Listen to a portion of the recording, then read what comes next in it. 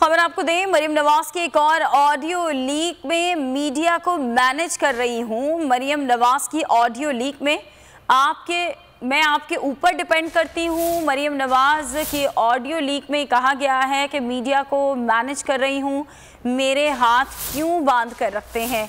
मरियम नवाज की एक और ऑडियो लीक हुई है जिसमें वो ये कह रही हैं कि मीडिया को मैनेज कर रही हूँ। इस ऑडियो लीक में मज़ीद मरियम क्या कह रही हैं, हमारे नुमाइंदे हमारे साथ मौजूद हैं, उनसे मज़ीद जान लेते हैं। जी बताइएगा। देखिए, बिल्कुल मरियम नवाज की एक और मुबैना ऑडियो है वो सामने आई है, जिसमें मरियम नवाज जो है इस बात का एतराफ़ कर रही हैं कि वो जो मीडिया को मैनेज कर रही हैं। ऑडियो में ये भी सुना जा सकता है कि मरियम नवाज किसी से बात करते हुए कह रही हैं कि वो मीडिया को मैनेज कर रही हैं, उनके हाथ मत बांधे जाएं।